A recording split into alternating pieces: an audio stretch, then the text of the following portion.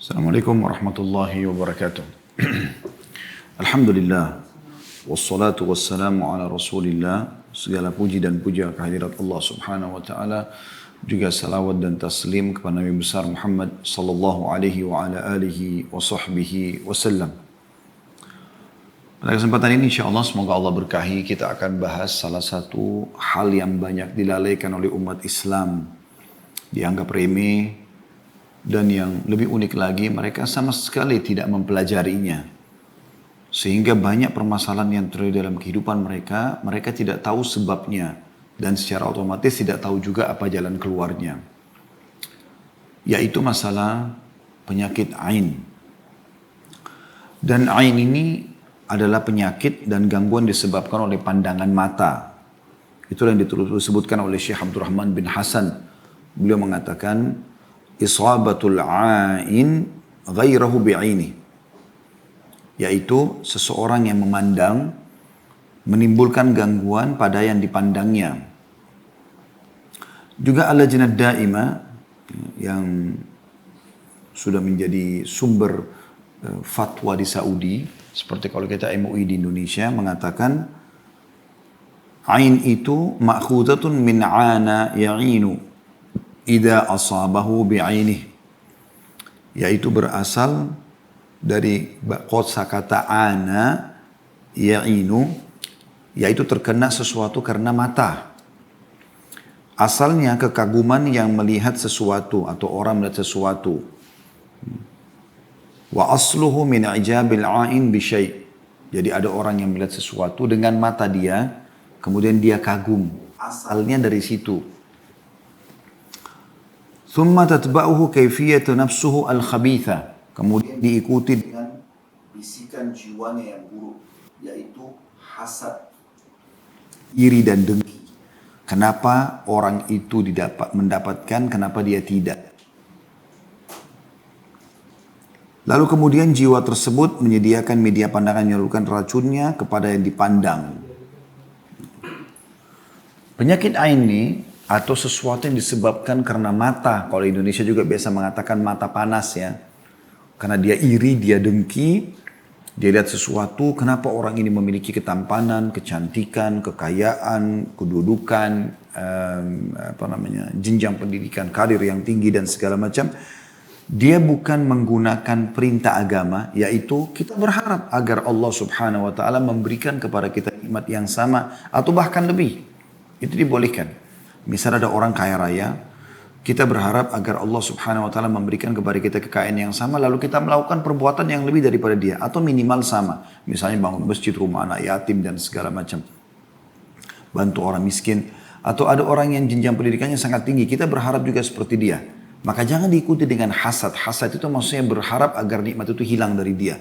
Kayak dia sakit hati, kenapa orang itu dapatkan? Sementara dalam Islam itu dilarang, hasad dilarang.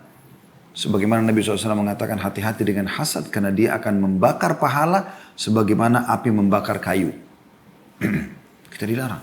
Dan banyak sekali dari nanti yang kita jelaskan tentang masalah bahayanya hasad ini. Tapi yang boleh adalah kita berharap kepada Allah Subhanahu wa ta'ala agar nikmat-nikmat yang ada pada orang selama itu bukan mustahil secara sunnatullah. Maksud saya begini, kalau yang mustahil itu misalnya kita berharap kita laki-laki berubah jadi perempuan, itu nggak mungkin karena sunnatullah, kalau seorang laki-laki sudah jadi laki-laki, tidak akan pernah bisa berubah. Begitu juga perempuan, itu tidak mungkin berubah. Atau dia berharap agar malam hilang atau siang tidak ada, ini semua tidak mungkin. Sunnatullah nggak mungkin berubah, gitu kan. Tapi kalau sesuatu yang masih masuk akal, prestasi-prestasi dunia, ya itu semua dibolehkan. Tidak ada masalah insya Allah. Kita bisa minta kepada Allah Azza wa Jalla agar kita diberikan kelebihan-kelebihan seperti yang dimiliki saudara-saudara kita. Dan ada hal yang mendasar yang harus diketahui teman-teman saya adalah sabda Nabi SAW. Kalau masa dia mengatakan, masa sih ada penyakit ain? Masa orang hanya karena lihat kita kemudian tiba-tiba kita bisa sakit, kemudian tiba-tiba rumah tangga kita bisa rusak, kemudian tiba-tiba usaha kita bangkrut, kendaraan kita bisa tabrakan. Masa sih? Perhatikan sabda Nabi SAW. Ini yang saya bilang tadi di awal pembukaan, banyak umat Islam tidak menyadarinya, atau tidak mau peduli, atau bahkan memang tidak pelajari sama sekali. Kata Nabi SAW dalam hadis sahih riwayat Muslim nomor 2188, ini hadis sahih. Kata Nabi SAW, al-ainu haqq. Penyakit mata itu yang diikuti dengan hasad akhirnya merusak sesuatu, itu benar ada. Walau kana syai'un sabaqal qadr, sabaqathul ain. Kalau seandainya ada sesuatu yang bisa mendahului takdir, maka ain bisa mendahulunya. Ini luar biasa. Tapi karena takdir Allah SWT tidak mungkin ada yang mendahulunya, maka ain pun tidak bisa. Tapi menandakan begitu dahsyatnya ain itu, sampai-sampai banyak orang yang terjerumus, terkena akibat daripada ain, sebagaimana akan kita jelaskan nanti efek-efeknya. Nah, kalau orang melalaikan masalah itu, insya Allah, maka dia terkena itu, ya, itu bisa mendahului. Kalau misalnya bisa mendahului takdir, maka dia akan mendahului takdir. Tapi karena tidak bisa, artinya dia pas di belakang takdir, saking kuatnya pengaruh ain tersebut. Juga Aisyah berkata radhiyallahu anha, karena Rasulullah SAW ya'muruni an astarqiya minal ain. Rasulullah SAW memerintahkan aku untuk diruqyah agar sembuh dari penyakit ain. Jadi beliau radhiyallahu anha, Ummul Mukminin Aisyah radhiyallahu anha pernah kena ain. Maka Nabi SAW menyuruh beliau untuk ruqyah. Ya. Dan ini sekaligus juga jawaban jelas bolehnya orang yang sakit diruqyah. Ya. Hadis riwayat Muslim nomor 2195. Jadi Aisyah mengambarkan dalam hadis sahih ini, saya pernah kena ain, lalu saya disuruh oleh Nabi SAW untuk ruqyah, minta diruqyah agar sembuh dari ain tersebut. Juga Jabir bin Abdullah radhiyallahu anhu, sahabat ini dia dan ayahnya dua-dua sahabat. Ya, Jabir ma'ruf sekali perawi hadis, dan Abdullah adalah sahabat Nabi, ayahnya yang termasuk pertama mati syahid di perang Uhud. Ya, radhiyallahu anhu ajma'in. Kata Nabi, beliau meriwayatkan dari Nabi SAW bahwa beliau bersabda, "Aktsaru man yamutu ba'da qada'illahi wa qadarihi bil ain." Ini penting sekali hadis ini. Ini hadis yang paling tegas tentang masalah penyakit ain agar jangan dianggap remeh teman-teman, dan sangat tepat teman-teman panitia memilih tema ini. Ya. Apa kata Nabi SAW? Sebab yang paling banyak mendatangkan kematian, ya, pada umatku setelah takdir Allah adalah ain. Diriwayatkan oleh Al-Bazzar dan juga dihasankan oleh Albani dalam Sahihul Jami' di nomor 1206. Ini luar biasa. Bagaimana info dari Nabi SAW ini sudah cukup mewakili tentang pentingnya kita belajar masalah ain. Kita sudah jelaskan tadi apa definisi ain, dan kita juga sudah coba jelaskan ain itu benar ada. Dalilnya secara syar'i kalau itu ada, supaya jangan dianggap remeh. Sekarang kita coba masuk lebih dalam teman-teman sekalian tentang masalah sebab ain. Saya tadi sempat singgung, ain itu disebabkan karena hasad. Hasad tentu ada dua ya. Ada hasad yang haram, iri dan dengki. Ada hasad yang digambarkan dengan istilah agama kita yang lain adalah ghibthah. Apa bedanya? Kalau hasad ini yang diharamkan iri dan dengki adalah cemburu melihat orang lain punya kelebihan, kemudian berharap hilang dari dia. Tetangganya beli mobil misalnya, kemudian dia iri, kenapa bisa beli mobil? Dari mana duitnya tuh? Akhirnya dia bersuudzon yang tidak-tidak. Oh mungkin uang korupsi, mungkin uang pinjaman, mungkin begini. Begitu tetangganya mundur, tabrak tembok pagar, syukurin tuh. Nah, malah dia lebih senang kalau tetangganya itu kena musibah. Nah itu ciri hasad. Dia nggak senang nikmat itu ada pada orang. Dan ini berbahaya, haram dalam Islam, karena seakan-akan dia memungkiri atau membantah nikmat Allah yang sudah Allah atur untuk hamba-hambanya. Itu tidak dibolehkan. Kalau ghibthah adalah masuk dalam sabda Nabi SAW, artinya yang dibolehkan kita cemburu seperti apa, yaitu kata Nabi SAW, la hasada illa fitnatain. Nggak boleh orang hasad ya, yang cemburu gitu kan, kecuali pada dua orang. Rajulun atahu Allah ilman fa'allamahu. Seseorang yang Allah berikan ilmu kemudian dia ajarkan. Kemudian warajulun atahu malan fahuwa yunfiku. Ya. Yang kedua adalah orang yang Allah berikan harta kemudian dia sibuk menginfakkannya.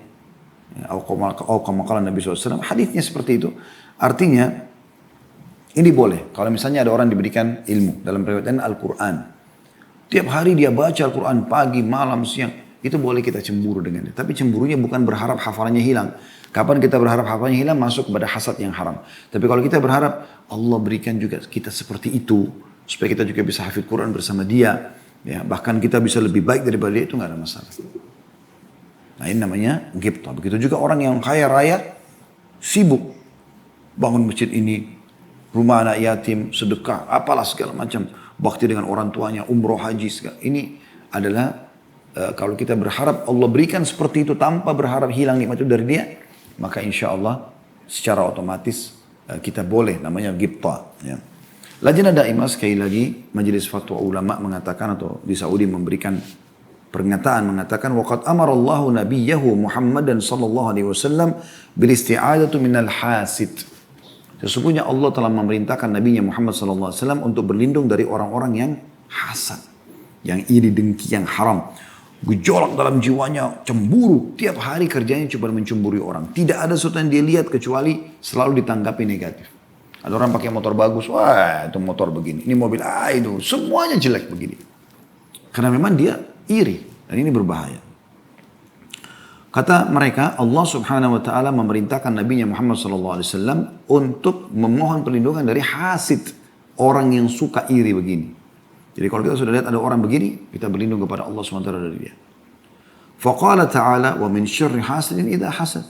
Di mana Allah berfirman dalam surah Al-Falaq, ya, dikatakan, dan Allah berfirman, dan jauhkanlah kami dari keburukan orang yang hasid atau hasud.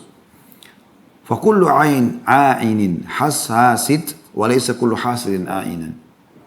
Maka ketahuilah, kata mereka, sesungguhnya setiap orang yang menyebabkan penyakit ain, maka ya, dia adalah seorang yang hasad. Artinya kalau dia lihat sesuatu bisa sampai merusak, berarti dia punya penyakit ain. Setiap orang yang ain, orang yang punya mata panas itu pasti kena hasad. Tidak ada yang lain. Tapi tidak semua orang hasad itu berarti dia punya penyakit ain. Enggak. Mungkin ada orang belum paham, dia awalnya, atau dia sempat cemburu kemudian dia tiba-tiba istighfar kepada Allah, maka tidak dikatakan dia bisa mengenakan ain kepada orang. Ya, seperti itu kurang lebih. Ini diambil dari fatwa Al-Lajnah Daimah jilid 1 halaman 271 ya. Pernah terjadi teman-teman sekalian di zaman Nabi SAW, sebuah riwayat yang cukup panjang. Riwayat ini diriwayatkan oleh Imam Malik dalam kitab Muwatta beliau di jilid 2 halaman 938 dan disahihkan oleh Al-Albani dalam silsilah hadis sahih jilid 6 halaman 149. Dinukil dikatakan dari Abu Umamah bin Sahal radhiyallahu anhu, beliau berkata, "Igtasala Abi Sahlu bin Hanif atau Hunayf ya tepatnya. Igtasala Abi Sahlu bin Hunayf bil Kharrar." Satu hari pernah Abi Sahal bin Hunayf mandi ya di sebuah wilayah bernama Al-Harrar. Al-Kharrar ini seperti wilayah khusus di zaman itu untuk mandi. Ya, banyak orang kayak di padang pasir, tempat ini memang orang masing-masing punya tempat mandi karena zaman dulu tidak ada kamar mandi ataupun toilet di dalam rumah ya. Fanaza jubbatan kanat alaihi. Maka dia pun membuka baju yang dia pakai. Nah, kurang lebih gambarannya zaman dulu tuh kalau tempat mandinya laki-laki sampai leher lah, kurang bagian kepala bisa kelihatan. Kalau kamar mandinya perempuan biasanya tertutup sampai ke atas ya, sehingga bisa terlihat. Makanya waktu Abi Sahal bin Hunayf radhiyallahu anhu mandi dan dia membuka bajunya, terlihatlah bagian pundaknya ke atas ya. Fanaza jubbatan kanat alaihi wa Amir bin Rabi'ah yanzur. Dia buka bajunya, jubahnya, dan ternyata dia dilihat oleh Amir bin Rabi'ah. Ada satu orang lewat, tahu lihat, kelihatan tuh. Apa yang terlihat ternyata? Qala wa kana Sahlu rajulan abyad.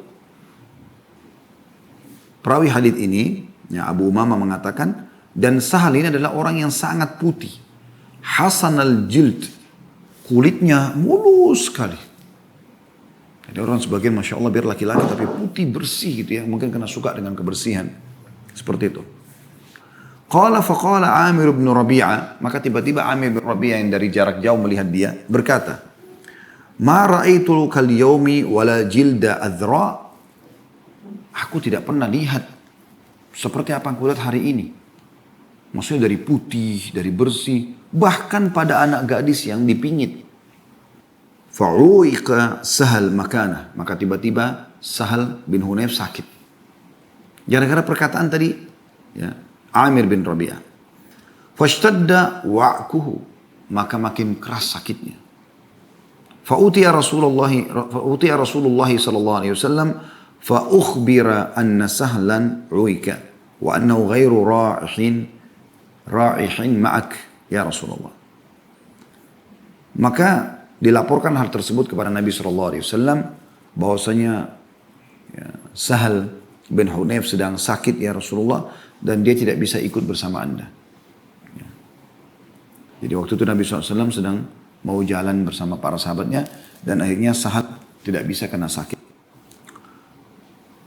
Fa'atahu Rasulullah SAW, maka Rasulullah SAW menjenguknya. Fa'akhbarahu Sahli billadhi kana min sya'ni Amir bin Rabi'ah. Maka Sahal pun menceritakan apa yang terjadi. Pada saat dia mandi, tiba-tiba dia sehat, nggak ada apa-apa. Tapi ada Rabi'ah, Amir bin Rabi'ah melihat dia, terus tiba-tiba dia sakit seperti ini. Faqala Rasulullah SAW, maka Nabi SAW bersabda, ala ma yaktulu ahadukum akhah. Kenapa salah seorang antara kalian mau membunuh saudaranya? Perhatikan, saking luar biasanya bahayanya ain sampai apa kata Nabi SAW. Kenapa seseorang mau membunuh saudaranya? Padahal dia bukan lemparin pedang, bukan tombak, bukan anak panah. Matanya. Ini karena bahayanya mata yang panas itu, hasad. Dia cemburu, kenapa Sahal ini punya kulit yang bagus, Sahal bin Hunayf ini. Amir bin Rabi'ah cemburu. Seperti itu kurang lebih. Ya. Ala barakta. Kenapa kau tidak mengucapkan keberkahan? Semoga Allah berkahi apa yang Allah berikan kepadamu. Lalu kemudian boleh dia minta buat dia sebenarnya. Dalam riwayat lain Nabi SAW menyuruh panggil Amir bin Rabi'ah, lalu Nabi SAW tanya, Allah barakta, tidakkah kau mendoakan keberkahan karena kelebihan yang Allah berikan? Innal aina haqq, ketahuilah mata yang buruk itu benar ada. Tawadda'lah, maka Nabi SAW suruh Amir bin Rabi'ah suruh wudu. Fatawadda' lahu Amir bin Rabi'ah faraha Sahal ma'a Rasulillah sallallahu alaihi wasallam laisa bihi ba's. Maka Amir bin Rabi'ah pun wudunya itu dimandikan, disiramkan kepada ya, Sahal bin Hunayf radhiyallahu anhu majma'in, maka tiba-tiba sembuh dan akhirnya dia bisa pergi bersama Nabi sallallahu alaihi wasallam. Jadi ini luar biasa kejadian teman-teman sekalian. Ya. Dalam hadis Amir bin Rabi'ah yang memandang Sahal yang penuh kagum sehingga menyebabkan Sahal terkena ain, Ibnu Qayyim memberikan tanggapan. Kata Ibnu Qayyim, wa idza kana al-'ainu yakhsha darar 'ainuhu wa isabatha lil ma'in falyadfa syarraha biqauli Allahumma barik alaihi. Orang yang memandang dengan pandangan kagum kalau khawatir bisa menyebabkan ain kepada orang, mungkin dia sadar atau tidak sadar ada cemburunya, ada hasadnya, maka harusnya dia mengatakan Allahumma barik alaih, ya Allah berkahilah untuknya. Ini dinukil dari kitab At-Tibbun Nawawi halaman 118. Jadi ini hal-hal yang mendasar yang harus diketahui. Ya, jadi banyak contoh-contoh yang terjadi teman-teman sekalian, dan ini sudah dibahas oleh para ulama di Timur Tengah, dan ini jarang dibahas di kita di Indonesia. Jadi banyak sekali rumah tangga rusak karena masalah ini. Banyak. Sebab utamanya apa? Pamer kemesraan depan umum. Nah ini kan di Indonesia sudah seperti kayak sarapan pagi ya.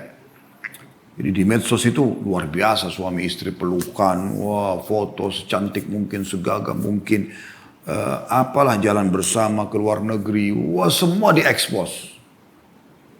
Kira-kira teman-teman, dari 1.000, dari 2.000, dari 100.000, dari jutaan follower, nggak ada yang hasad. Dan yang jadi masalah adalah, perlu anda garis bawahi tadi riwayat Sahal bin Hunayf radhiyallahu anhu dengan Amir bin Rabi'ah radhiyallahu anhu, bagaimana ketahuan siapa yang sedang mengenakan ain, yaitu Sahal bin Rabi'ah. Maka Nabi SAW suruh Sahal bin Rabi'ah, Amir bin Rabi'ah. Disuruh Amir bin Rabi'ah untuk wudu, lalu dimandikan kepada Sahal bin Hunayf. Sembuh. Tapi sekarang kalau anda di medsos, dari mana anda tahu siapa yang sedang hasad kepada anda? Ini kan jadi masalah. Walaupun nanti ada solusi yang akan kita sebutkan di penutupan bahasan insya Allah. Seperti apa kalau kita tidak tahu siapa yang sedang hasad kepada kita? Ada ikhtiar-ikhtiar. Tapi yang paling cepat adalah apa yang ditunjukkan oleh Nabi SAW. Orang yang sedang hasad itu disuruh untuk berwudu lalu kemudian dipakai mandi airnya. Itu penting sekali. Ada satu orang kejadian nyata teman-teman sekalian di Riyadh ya. Orang ini tiba-tiba sehat, gak ada apa-apa, masih muda, masih belasan tahun. Orangnya tampan Masya Allah. Itu tiba-tiba di dalam otaknya ini ada cairan yang entah dari mana. Dia udah dibawa sama orang tadi, kebetulan orang mampu, dibawa ke rumah sakit tercanggih di Riyadh, dicek, kata dokter nggak ada cara lain kecuali cairan harus kita keluarin. Itu harus kita buat lubang di batok kepalanya. Itu luar biasa gitu. Padahal anak ini sehat, tidak ada apa-apa sebelumnya. Apa boleh buat? Mereka semua keluarga coba mau ikutin itu. Tapi subhanallah ada satu dari keluarga itu yang pernah ikut pengajian, punya pengalaman agama sedikit. Maka dia bilang, kenapa kita tidak coba tanyakan kepada masyayikh. Masyayikh ini kayak jamak daripada syekh, dari ulama-ulama. Hanya mereka tanya kepada salah satu ulama di Riyadh pada saat itu. Dan ulama ini menganjurkan, mengatakan jangan dulu dioperasi. Coba cek siapa di antara kerabat kalian yang hasad sama orang ini. Kayak cemburu gitu. Telusur demi telusur teman-teman sekalian dalam kisah sahih ini, kisah benar ini. Ditemukan ternyata ada tantenya sendiri. Tantenya ini rupanya punya anak tidak setampan dan tidak seprestasi ini. Lalu dia hasad dengan ponakannya sendiri. Keluarga ikhtiar minta kepada tante tersebut setelah mengerucut bahasan mereka, minta supaya wudhu. Subhanallah, diambil wudhunya, dimandikan persis seperti kasusnya ya, Sahal bin Hunayf yang sembuh karena dimandikan dengan wudhunya Amir bin Rabi'ah radhiyallahu anhu. Tiba-tiba cairan tersebut hilang, dokternya pun kaget. Dari mana ini? Kok bisa tiba-tiba ada cairan, tiba-tiba tidak ada? Ternyata karena masalah hasad ini. Ada teman saya di Madinah, Dr. Hussein Jabiri, hafidhahullah, sahabat dekat saya. Semoga Allah mengikhlaskan niat kami bersaudara karena Allah. Beliau sekarang ngajar di kampus kami, di Madinah, Islamic University of Madinah. Intinya teman-teman sekalian dia cerita tentang, untuk kami bicara masalah ain. Tiba-tiba dia cerita, dia bilang, ada teman saya, temannya seorang baik, orang da'i yang baik gitu. Tapi subhanallah kita tidak tahu kapan bibit hasad itu ada dalam hati kita. Kapan dia ada. Intinya teman-teman sekalian, temannya cerita, dia bilang, saya punya anak kecil perempuan. Habis mandi, biasa, rambutnya dikuncir, cantik, Masya Allah, anak itu lucu. Main-main depan ayahnya. Ini teman Dr. Hussein ini cerita kepada Dr. Hussein dan Dr. Hussein cerita kepada saya. Dan ini kejadian nyata karena dia mengalami sendiri. Dia bilang, waktu saya lagi minum teh, habis asar, sebelum saya keluar ke tempat kerja, dia bilang, memang di sana biasanya begitu, ada orang mungkin punya kantor sendiri, habis asar mereka ke kantor lagi ya, umumlah seperti itu. Intinya dia duduk minum teh sama istri, lalu anaknya bermain di depan, dia bilang, anak kita lucu sekali ya. Hanya itu saja bahasanya. Anak kita lucu sekali. Udah, dia selesaikan minum tehnya, gelas kecil, dia keluar. Baru keluar berapa menit, istrinya telepon. Assalamualaikum, waalaikumsalam. Anak kita ini demam tiba-tiba. Demamnya tinggi. Kayak kejang. Dia kembali ke rumah. Cek anaknya. Kenapa ini tadi tidak ada masalah. Dia juga belum sadar gitu. Kemudian dia pun bilang, saya bawa anak ini ke dokter. Dokter cek, nggak ada. Secara medis nggak ada penyakitnya anak ini. Secara medis. Maka dia bilang dikasihlah beberapa obat penurun panas. Lalu dia bilang saya antar ke rumah. Begitu saya tiba di rumah. Dia bilang sama istri saya harus ke tempat kerja. Perkembangan apapun sampaikan kepada saya. Ringkas cerita dia bilang, saya pas tiba di kantor, perjalanan sekitar 15-20 menit, sampai tiba-tiba istri saya telepon lagi mengatakan anak kita tambah panas. Dia bilang tiba-tiba saya berdoa sama Allah SWT, ya Allah sembuhkanlah anak saya, berikan petunjuk, ada masalah apa nih. Terus tiba-tiba dia bilang, saya waktu di mobil menuju ke rumah, mau pulang yang kedua ini, saya tiba-tiba keingat waktu saya ucapkan kata-kata itu tadi. Anak kita lucu ya. Ayahnya sendiri ini. Ya. Lalu dia bilang saya pulang ke rumah. Saya tidak pikir panjang lagi. Wudhu. Kemudian saya langsung mandikan anak saya yang sedang demam itu. Subhanallah. 15 menit dari itu. Setelah itu anak saya bermain-main lagi seperti biasa. Kalau kita pikir secara akal sehat teman-teman. Mana ada ayah atau orang tua hasad dengan anaknya. Tapi bisa saja kemungkinan besar. Ini ada bibitnya. Pernah terjadi pada orang lain. Ternyata terbawa kemana-mana. Oleh karena itu jangan luputkan hadis Nabi SAW tadi. Allah barakta. Kenapa kau tidak bilang berkahi? Allah mabarik lahu. Ya Allah berkahilah untuknya. Allah mabarik laha. Untuknya laki-laki atau untuknya perempuan. Ya. Ulama mengatakan bahwa ain ini bahkan bukan cuma kepada orang hidup. orang yang meninggal, benda mati pun bisa kena. Benda mati kayak gelas misalnya. Orang pegang, ya, mungkin kemudian dia tidak bilang Masya Allah pecah. Saya pernah ada cuplikan itu dikumpulkan di Saudi, masih ada di handphone saya cuplikannya insya Allah itu. Jadi beberapa potongan tentang bahayanya ain itu dan terjadi di lapangan. Jadi dia lagi pegang gelas teh, dia lagi tuangkan, ada tamunya mengatakan, oh tuangkan tehnya, gelasmu bagus, perang, pecah. Itu kejadian nyata gitu, ya, kejadian nyata. Bahkan pernah ada orang pakai mobil bagus, oh mobilnya bagus banget, bisa berbahaya. Nah ini bisa tabrakan, bisa ini. Rumah tangga bisa rusak, usaha bangkrut, orang sehat bisa sakit, banyak luar biasa. Bukan cuma orang hidup, manusia, benda mati bisa rusak. Dan itu ulama mengatakan bahwasanya ain bisa masuk pada benda mati, ya, dan ini berbahaya. Diambil daripada sabda Nabi SAW. Beliau selalu berdoa, Allahumma inni as'aluka al-afwa wal-afwa fi dini wa dunyaya wa ahli wa mali. Ya Allah, aku memohon ampunan dan keselamatan pada agamaku, duniaku, keluargaku dan hartaku. Hadis riwayat Abu Daud nomor 5074 dan diambil dari firman Allah Subhanahu wa taala. Dan Nabi SAW selalu berlindung, itu salah satunya dari ain, ya.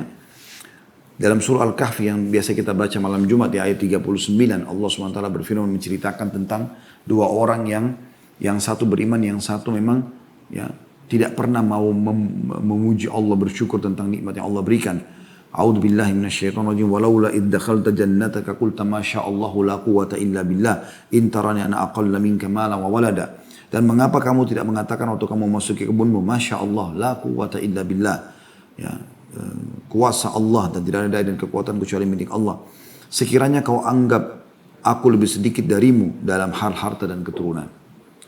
Para ulama menjadikan ayat ini dalil bahwa harta bisa terkena ain dan boleh diruqyah ketika terkena ain. Ibnu Katsir menyimpulkan mengatakan rahimahullah dalam tafsir Ibnu Katsir tentunya dalam tafsir yang masyhur, qala ba'dus salaf, sebagian salaf berkata, man ajabahu syai' min halihi aw malihi aw waladihi falyakul, siapa yang kagum, ya, terhadap keadaannya, bahkan untuk diri dia sendiri. Dirinya sendiri pun kalau dia kagum hartanya, ya, keturunannya, maka harusnya dia mengucapkan Masya Allah la quwata illa billah. Masya Allah la quwata illa billah, gitu kan. Wa hadha ma'khudun min hadhil ayat al-karimah, dan ini diambil daripada ayat surah Al-Kahfi ayat 39 tadi. Ya, jadi caranya setiap kali orang puji atau kita sendiri kagum terhadap penampilan kita di cermin, baju kita, pakaian kita, Masya Allah Tabarakallah. Pasangan kita yang lain dengan bagus, Masya Allah Tabarakallah. Anak-anak sempurna, Masya Allah Tabarakallah. Selalu kita usahakan. Ini kata Ibnu Katsir rahimahullah dalam tafsir surah Al-Kahfi, supaya kita aman gitu ya. Aman dari masalah ini. Juga tentu boleh dia mendoakan keberkahan sebagaimana sabda Nabi SAW dalam hadis riwayat An-Nasai nomor 10.872 dan dihasankan oleh Syekh Albani atau disahihkan oleh beliau, ya.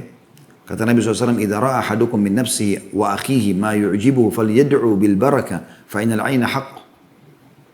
Jika salah seorang dari kalian melihat pada diri saudaranya, pada dirinya atau diri saudaranya, ya, dirinya sendiri juga begitu, atau diri saudaranya, sesuatu yang menakjubkan, maka berdoalah keberkahan karena ain itu benar ada.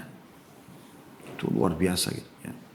Ada sebuah riwayat juga yang Nabi SAW mengatakan ain itu bisa membuat unta masuk ke kuali kecil. Unta besar bisa masuk, bisa mengecil. Nabi SAW mengingatkan jauh sebelum ain terjadi agar hati kita selamat dari sifat hasad ini. Jadi jangan selalu iri. Jangan selalu iri. Apalagi kalau sudah kita kembangkan, kita biarkan. Dia selalu kita ada orang subhanallah dari bangun tidur sampai tidur lagi semuanya cuma hasad dengan keadaan orang. Ini bahaya sekali. Kita berlindung dengan itu. Nabi SAW mengingatkan, La tabaghadu. Jangan saling membenci.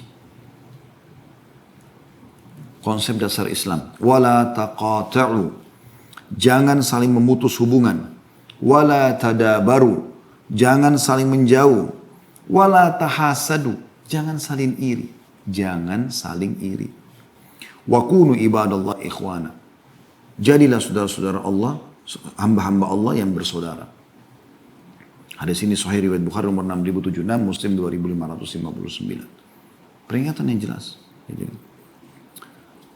Dan juga firman Allah SWT yang masyhur dalam surah An-Nisa ayat 32, dan walaupun ayat ini sebenarnya lebih kepada laki-laki nggak boleh berharap jadi perempuan atau cemburu, perempuan cemburu pada laki-laki.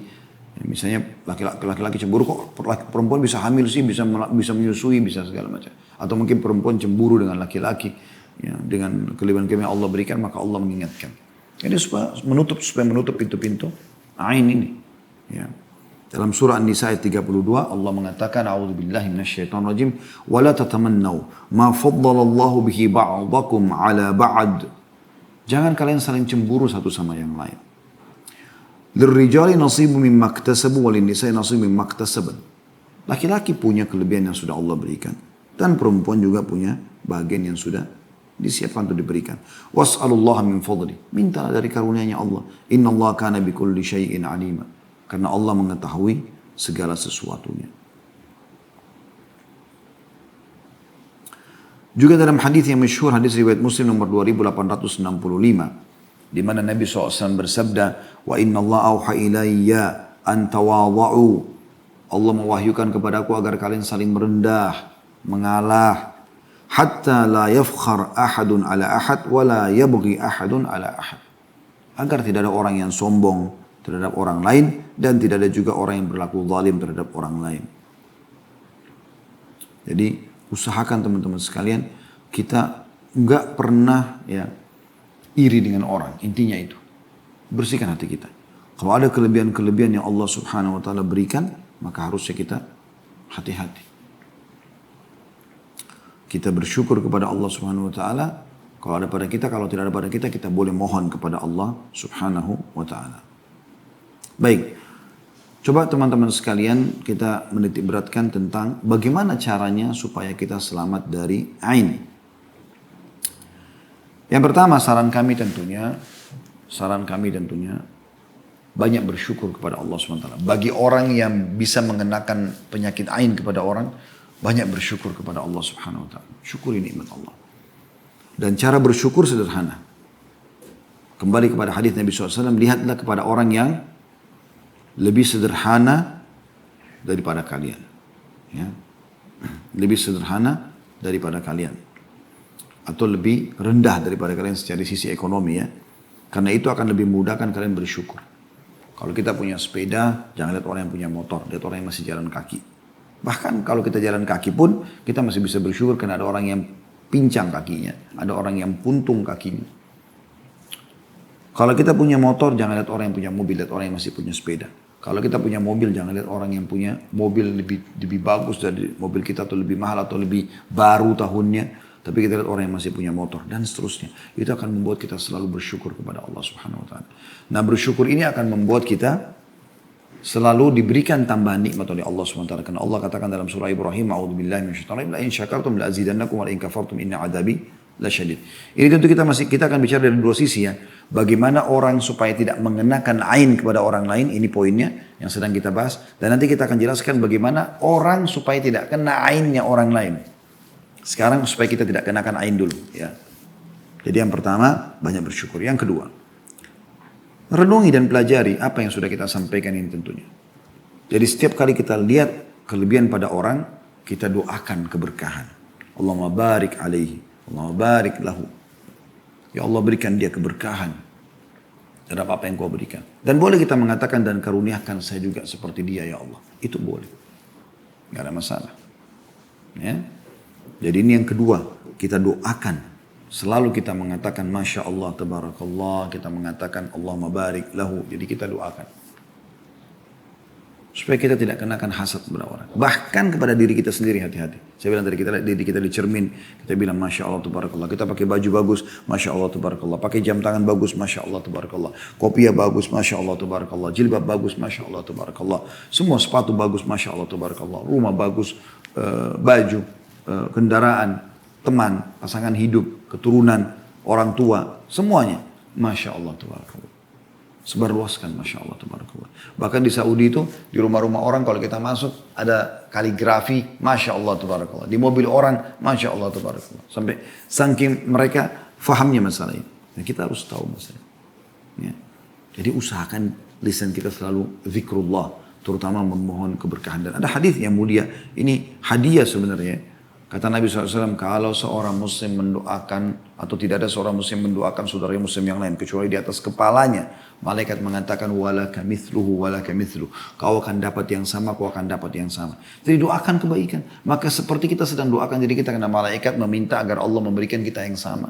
Jadi kalau kita doakan keburukan buat orang, berbahaya bisa kembali kepada kita, kecuali memang orang itu layak untuk mendapatkannya karena kezalimannya.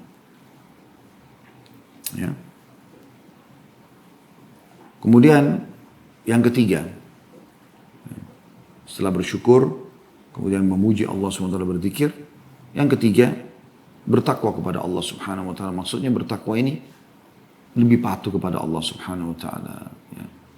Lebih bisa menerima keputusan Allah Subhanahu Wa Taala. Kalau Allah berikan orang ini lebih tampan, orang ini lebih cantik, orang ini lebih putih, orang ini lebih kaya, orang ini lebih pintar, alhamdulillah. Ya Allah, aku ridho dengan keputusanmu. Bertakwa kepada Allah SWT. Takut kepada Allah dalam hal seperti ini. Ya. Kemudian kita pindah kepada orang yang umumnya supaya tidak kena ainnya orang. Yang pertama, rutinkan semua zikir dan doa yang sudah diajarkan. Seperti zikir pagi petang, kemudian zikir keluar rumah, zikir masuk rumah, doa pakai baju, doa buka baju, doa berhubungan biologis, doa mau makan, doa habis makan, rutinkan semuanya. Rutinkan semua. Dan juga jangan lupa setiap orang puji, kita yang bilang, Masya Allah, Tabarakallah. Kadang-kadang banyak itu, ada orang anaknya lucu nih. Datang tetangga, oh anakmu lucu ya. Dan dia hasad. Dia tidak bilang Masya Allah, Anda juga tidak bilang Masya Allah, sakitlah anak itu. Ya, seperti itu. Harus hati-hati. Yang pertama, jaga semua wirid-wirid zikir-zikir yang Allah Subhanahu Wa Taala perintahkan. Di antaranya yang pernah dinukil dari Nabi SAW, dari Ibnu Abbas radhiyallahu anhu, beliau pernah mendoakan Hasan dan Husain dengan doa ini. Karena Hasan dan Husain tampan kan anaknya. Apalagi cucu Nabi SAW, semua orang suka.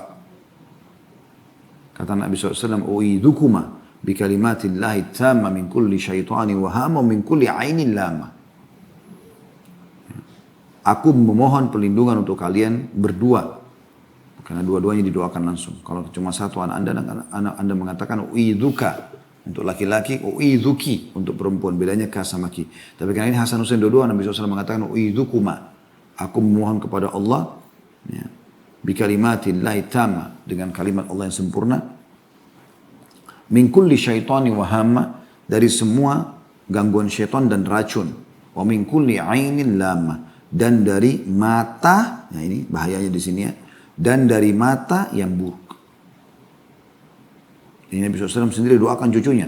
Nabi SAW mengatakan, dahulu ayah kalian Ibrahim meruqyah Ismail dan Ibrahim, dahulu ayah kalian Ibrahim meruqyah Ishak dan Ismail dan Ishak dengan ayat ini, atau dengan doa ini. Jadi maksudnya Nabi SAW doakan cucunya Hasan Husain ini, u'idhukuma ya bikalimatillahi tamma min kulli syaitani wa hamma min kulli ainin lama. Aku berlindung kepada Allah untuk kalian berdua dengan kalimat Allah yang sempurna dari semua gangguan syaitan dan racun dan dari mata yang buruk yang bisa merusak.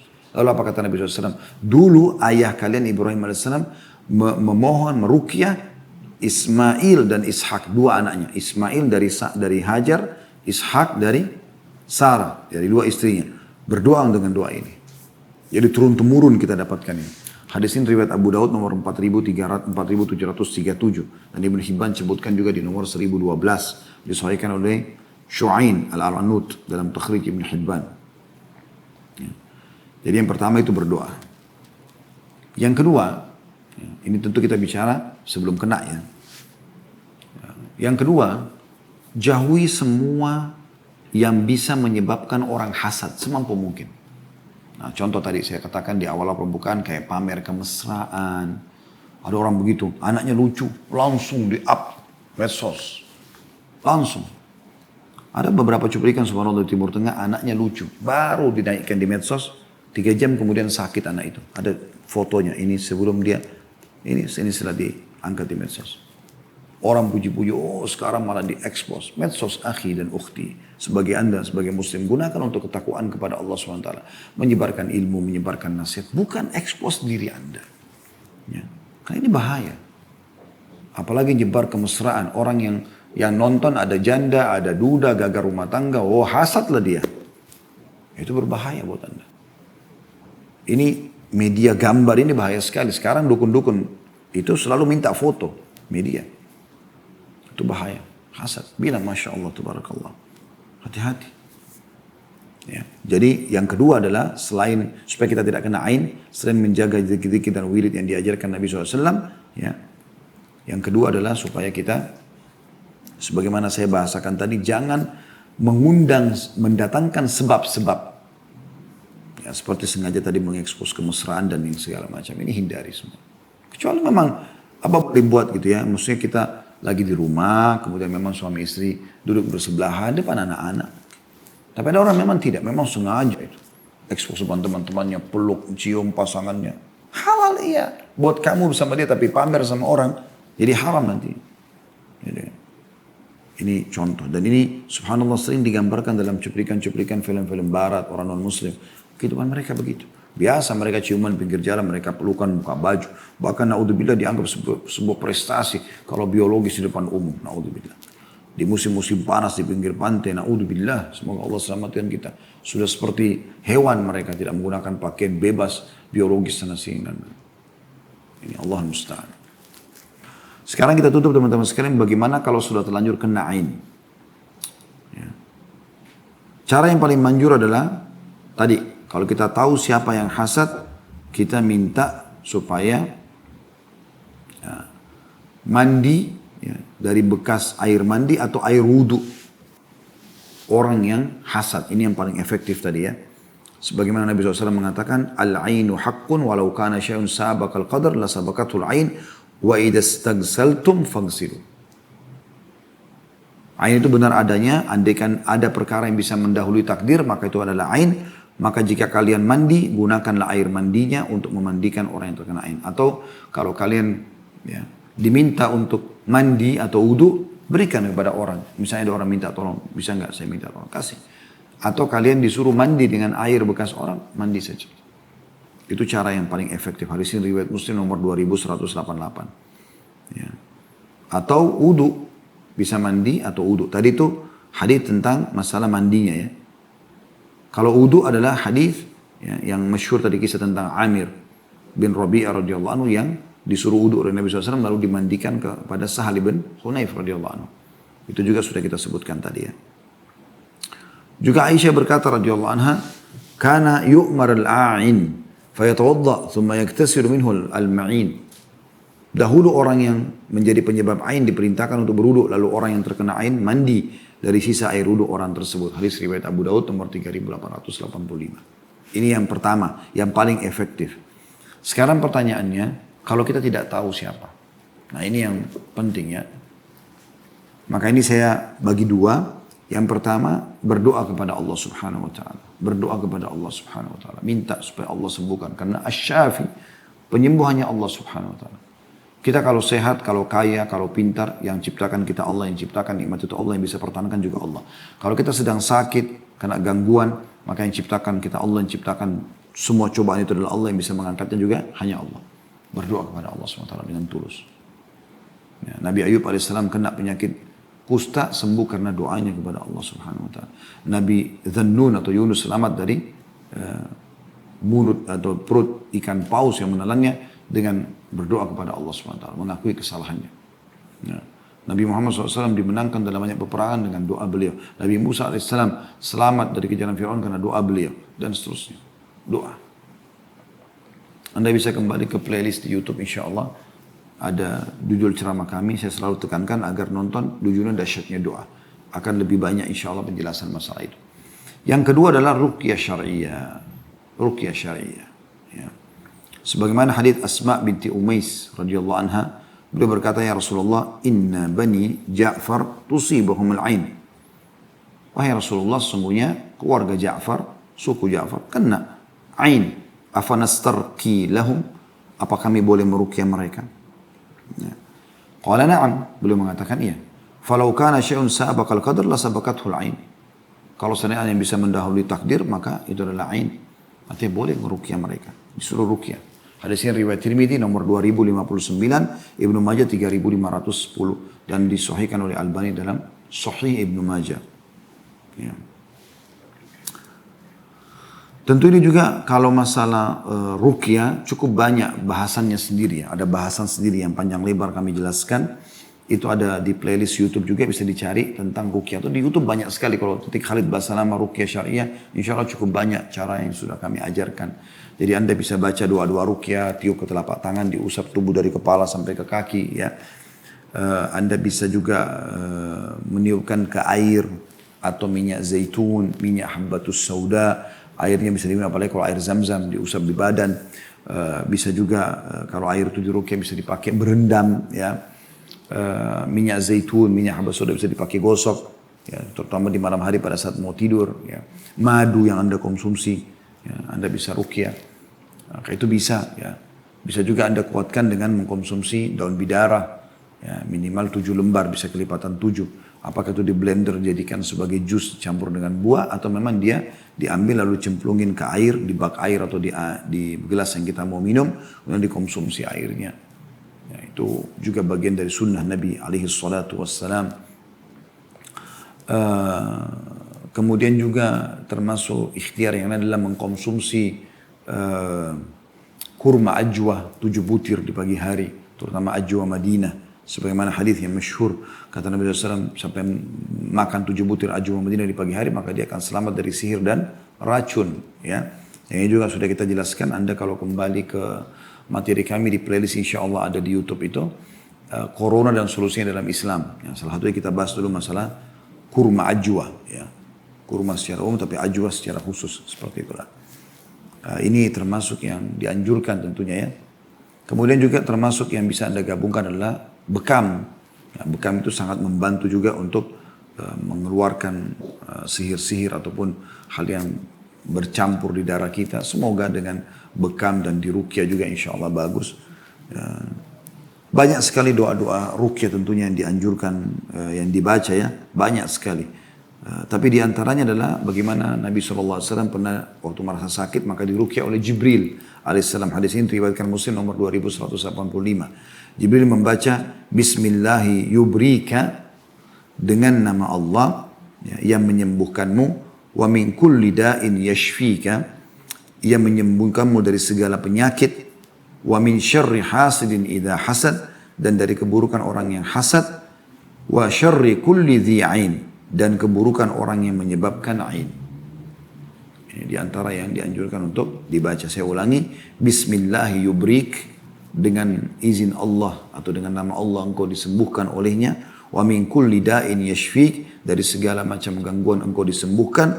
Wa min syarri hasidin idha hasad, dan dari keburukan dengkinya orang yang sedang dengki. Wa syarri kulli dhi'ain, dan keburukan semua yang menyebabkan penyakit ain. Allahu a'lam. Jadi Anda bisa kembali kepada ruqyah syar'iyyah. Ini insya Allah bahasan kita, teman-teman sekalian.